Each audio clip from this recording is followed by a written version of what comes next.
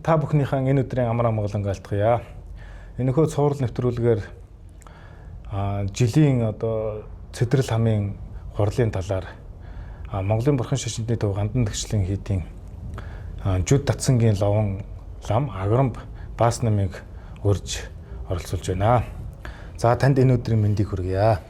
За танд ч гэсэн энэ өдрийн амар амгалан айлтгая. Үзэгчдээ бас энэ өдрийн амар амгалан айлтгая. За ингээд жилийн эцсийн сүүлийн хамгийн сүүлийн өдөр болох битүүнээр цэдрэл хам гэж лам зохиосыг болон шүнжин тагтаг ийм ёс уламжилтай байдаг.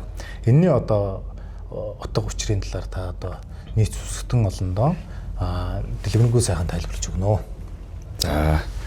За тэгэхээр цэдрэл хам гэдэг нь өөрөө бол төвд үг тий. Юу гэсэн утгатай үг вэ гэхээр Ц гэдэг маань ер нь бол шинийн нэгний өдөр гэсэн үг л дээ. Дор гэдэг маань болохоор байлин гэсэн үг. Тэгээд лам нь болохоор сахиусыгаа хэлж байгаа.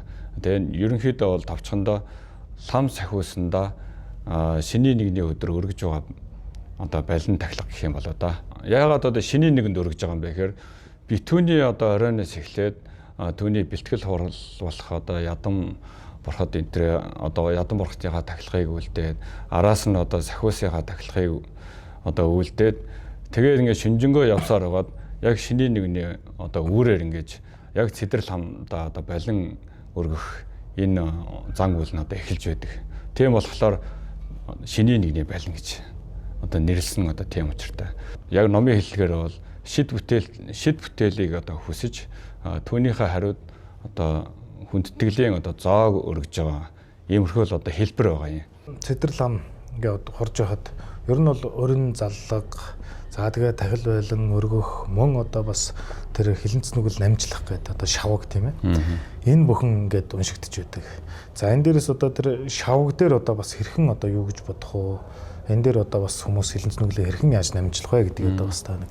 За ер нь ер нь бол аливаа ингээд энэ зан үйлийн хурлын энэ зан үйл дотор энэ 7 гишүүн гэж ийм мөргөл тахил тэгээд намжлага даган баясах айлтхан сануулгах гих мэт ингээд ийм 7 янзын зан үйлүүд явж идэг. Бүгдэнд нь ямар нэгэн байдлаар энэ зан үйл ингээд шингэсэн байж идэг. Хийж чадахгүй биш. Бүгдээрээ л хийх боломжтой амархан үйлдэлүүд байдаг л да. Гол нь яг мэдэхгүй гэсэн. Өөрийн сэтлийг л гол нь анзаарах хэрэгтэй юм болоо да. Жишээ нь хамгийн ихний тэр мөргөл гэдэг дээр жишээ нь яаж мөрөх юм бэ гэхээр амггүй сэтгэлээр л мөрөх хэрэгтэй байдаг. Бусдыг ямар нэгэн дорд үзээгүй тий өөрийгөө ямар нэгэн бусдаас дээр тавиагүй тэрэнд очиж мөрөгчих юм бол нэг дорд болчих гээд байгаа юм шиг тий. Гэтэл мөргөл гэдэг маань зүгээр л хүндлэл байдаг. Хүндлэлтэй амггүй сэтгэлээр хүндэлж байгаа тэр хүндлэл маань л мөргөл байж идэг. Тэрний дараа нь тахил гэдэг дээр бол харамгүй өглөг гол юу юм бол тий гол тахил харамгүй өглөг. Харамгүй гэхээр юу гэдэг юм бэ гэхээр жишээ нь би хэн нэгэн зүйлд нэг юм өгөхдөө тухайн зүйлийг тэр хүн дараа нь яаж чиргэлсэн бэ? Би дараа нь хожим түнд харамсахгүй тий бүрэн гүйцэд тэр хүндээ хамаатуулж чадсан өөрөөсөө салгаж чадсан тийм сэтгэлээр л өгч байгаа тэр өглийг харамгүй өглөг гэх юм бол. Тэгэхээр бид нар бурхан шүтээдээ ч гэсэн тахил өргөхдөө яг л тийм цэвэр тийм сэтгэлийг үүсгэж байгаа л хамаг нандин зүйлээ зориулаад бурхантай өргөж гин гэсэн үг л дээ. Тэгэж тахил өргөж гинэ гэсэн үг. За намжлага гэдэг маань ер нь бол нөгөө өөрийн хийсэн тэр муу үйлдэлдээ гэмшсэн сэтгэлээр хоошо энийг дахиж хизээж ингэж хийхгүй юм гэсэн ийм сэтгэл үүсчил байвал энэ тэр намжлага болж байгаа эргэлдээ. За энэ дээр тэр даган байсахтаа бас хэрхэн хүмүүс хурлаамыг даган байсах ёстой вэ? Хүн нэг өөрийнхөө хийсэн нэг сайн үйлдэлд ингээд өөрөө ирэхгүй сэтгэл нь баярлаад байдаг шүү дээ. Тэр шиг өөрийнхөө хийсэн үйлдэл тэгж байгаа юм чинь тэгж баясч чадж байгаа юм чинь бусдын хийсэн үйлдэл ч гэсэн яг тэгж баясч чадах юм бол тэр ялангуяа өнөө цагт бидний өнөө энэ үед бол буян хороо хамгийн амархан ямар нэгэн надаас гарах гарлага байхгүй буйныг хэмжээсгүй гэхээр хороож бол хамгийн амархан арга гэж үздэг л нэ.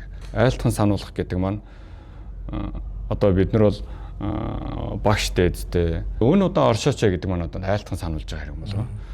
Тэрний дараа нэг сойрхол тавьж байгаа. Тэр маань болохоор одоо хүсэлтэд өгж байгаа хэрэг л дээ. Жир энгийнээр ярих юм бол хүсэлтэд өргөж байгаа нь юу юм бэхээр одоо шашин амтны тусын тул сургаал номлоо хайрлаач гэж. Ингээд энэ бүгдээр л би буян хураагаад байгаа хэрэг байхгүй. Тэгээ хурааж байгаа буйна хамгийн эцэст нь яах вэ гэхээр зориулаад ерөөл тавьж байгаа. За ингээд би ийм одоо зүйлүүдээр ингээд дараалаад ингээд буйныг хураалаа. Энэхүү хураасан буйныхаа үрээр би ч гэсэн одоо шашин амтны тусын тулд одоо төргнөр одоо яг нь сайн төрлийг одоо авах замаар ингээд төрөл дамжин бурхны утагт хүрэх болтугай гэж.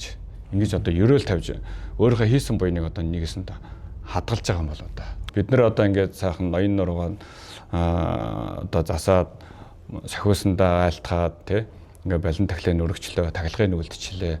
Одоо цаашаа бид нар яавал зохистой вэ гэхээр өөрсдийн үйлдэлийг одоо зөв байлгахын тухайтад л одоо хичээх юм бол тэр маань одоо жилийнхаа эхэндэр хийлгүүлсэн заслал нь одоо хэрэг нь гарах нь тэр юм аа.